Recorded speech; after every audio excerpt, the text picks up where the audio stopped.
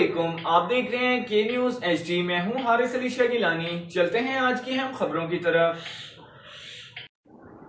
پاکستان تحریک انصاف کے رہنما اسد عمر کا کہنا ہے کہ سپریم کورٹ کے فیصلے کی توہین کی جا رہی ہے، پولیس پرچے کاٹ رہی ہے، دھمکیاں دے رہی ہے۔ ضمنی انتخابات میں پنجاب حکومت کی مبینہ مداخلت سے متعلق عمر ایوب کی 3 درخواستوں پر الیکشن کمیشن میں سماعت کے بعد پی ٹی آئی کے رہنماؤں کے ہمراہ میڈیا سے گفتگو کرتے ہوئے انہوں نے یہ بات کہی۔ ان کا کہنا ہے کہ سپریم کورٹ کے 1 جولائی کے فیصلے پر تحریک انصاف نے لچک دکھائی، حمزہ شہباز کو مان لیا۔ اسد عمر نے کہا کہ حمزہ شہباز کی حیثیت نگراں وزیر اعلیٰ سے زیادہ نہیں ہے، یہ حکومت زیادہ دیر بچنے والی نہیں ہے۔ انہوں نے کہا کہ سپریم کورٹ نے واضح ہدایت دی تھی کہ ضمنی انتخابات پر اثر انداز نہیں ہونا، لیکن جس دن سے سپریم کورٹ کا فیصلہ آیا ہے اس دن سے قانون کی دھجیاں اڑائی جا رہی ہیں۔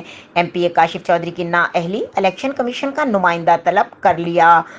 اسد عمر کا کہنا ہے کہ جتنے بھی افسران غیر قانونی کام کر رہے ہیں وہ نہیں بچیں گے۔ انہوں نے کہا کہ الیکشن میں دھاندلی کی پوری کوشش کی جا رہی ہے مگر ہو نہیں پا رہی۔ اسد عمر نے الزام عائد کیا کہ پنجاب میں تعلیمی اداروں کے افسران کو تبدیل کیا گیا۔ ان کا یہ بھی کہنا ہے کہ الیکشن کمیشن نے زبانی ہدایات جاری کر دی ہیں، امید ہے کہ جلد تحریری احکامات بھی جاری ہو جائیں گے۔